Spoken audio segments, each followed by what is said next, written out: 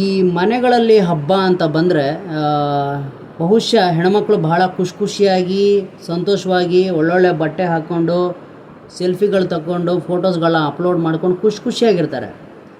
ಆದರೆ ಈ ಗಂಡ್ಮಕ್ಳು ಮಾತ್ರ ಖುಷಿಯಾಗಿ ಇರೋದಕ್ಕೆ ಸಾಧ್ಯನೇ ಇಲ್ಲ ಅನಿಸುತ್ತೆ. ಯಾಕಂದರೆ ನಮಗೆ ವಯಸ್ಸಾಗ್ತಾಯಿದೆ ಅನ್ನೋದು ಒಂದು ಬೇಜಾರು, ಅದರಲ್ಲೂ ಎಸ್ಪೆಷಲಿ ಬ್ಯಾಚುಲರ್ಸ್ಗೆ ವಯಸ್ಸಾಗ್ತಿದೆ ಅನ್ನೋದು ಒಂದು, ಆಮೇಲೆ ಮನೆ ಜವಾಬ್ದಾರಿ ಎಲ್ಲ ಹೆಗಲ ಮೇಲೆ ಬಿದ್ದಿರುತ್ತೆ ಅನ್ನೋದು ಒಂದು. ಇಷ್ಟೆಲ್ಲ ಸಮಸ್ಯೆ ಇರೋದ್ರಿಂದ ನಾವು ಹಬ್ಬಗಳಲ್ಲಿ ಅತ್ಯಂತ ಹೆಚ್ಚು ಪ್ರಾಮುಖ್ಯತೆ ಕೊಡಲ್ಲ. ಕೊಟ್ಟರೂ ಕೂಡ ನಾವು ಅದರಲ್ಲಿ ಜಾಸ್ತಿ ಇನ್ವಾಲ್ವ್ ಆಗಲ್ಲ. ಯಾಕಂದರೆ ನಮ್ಮ ಜವಾಬ್ದಾರಿಗಳಿಂದ ನಾವು ಹಿಂದೆ ಸರಿದಿರ್ತೀವಿ. ಇಷ್ಟೆಲ್ಲ ಇಟ್ಕೊಂಡು ನಾವು ನೆಮ್ಮದಿಯಾಗಿರ್ತೀವಿ ಅಂದರೆ ನಮ್ಮನ್ನು ನೆಮ್ಮದಿ ಹಾಳು ಮಾಡೋದು ಯಾರಪ್ಪ ಅಂದರೆ ಈ ಪಕ್ಕದ ಮನೆ ಆಂಟಿಗಳು. ಯಾಕೆ ಅಂತ ಕೇಳ್ತೀನಿ ಕೇಳಿ. ಇವತ್ತು ವರಮಹಾಲಕ್ಷ್ಮಿ ಹಬ್ಬ ಬರ್ತಾರಾ, ಬಂದು ಸೈಲೆಂಟಾಗಿ ನಮ್ಮಮ್ಮ ಹೋಗಿ ಅವ್ರನ್ನ ಕರೆದಿರ್ತಾರೆ, ಅರ್ಶಿನ ಕುಂಕುಮ ತೊಗೊಳ್ಳಿ ಅಂತ.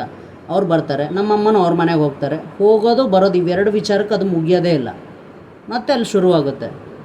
ಅರ್ಶಿನ ಕುಂಕುಮ ತೊಗೋಬೇಕು, ಹೋಗ್ತಾ ಇರಬೇಕು. ಅದೆಲ್ಲ ಅವ್ರು ಮಾಡೋದೇ ಇಲ್ಲ. ಬಂದ ತಕ್ಷಣ ಮತ್ತೆ ಫಸ್ಟ್ ಬಾಂಬ್ ಕಡ್ಡಿ ಕೀರ್ಬಿಟ್ಟು ಬೆಂಕಿ ಹಚ್ಚೋದು ಫಸ್ಟ್ ಕಾರ್ಯ.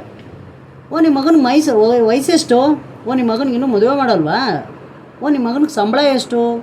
ನಮ್ಮ ಆಫೀಸಲ್ಲಿ ಹೈಕ್ ಕೊಟ್ಟಿಲ್ಲ, ನೀವು ಕೊಡಿಸ್ತೀರಾ? ಕೊಡಿಸಲ್ಲ ಅವರು. ನಿಮ್ಮ ಮಗನ ಮದುವೆ ಮಾಡಿಲ್ವ ಇನ್ನೂ ನೀವು? ಇನ್ನೂ ಇಲ್ಲ, ಹುಡುಗಿ ಸಿಕ್ಕಿಲ್ಲ. ನಿಮ್ಮ ಮನೆಯಲ್ಲಿ ಹೆಣ್ಮಕ್ಳು ಎದುರು ಕೊಟ್ಟು ಮದುವೆ ಮಾಡ್ತೀರಾ? ಮಾಡಲ್ಲ.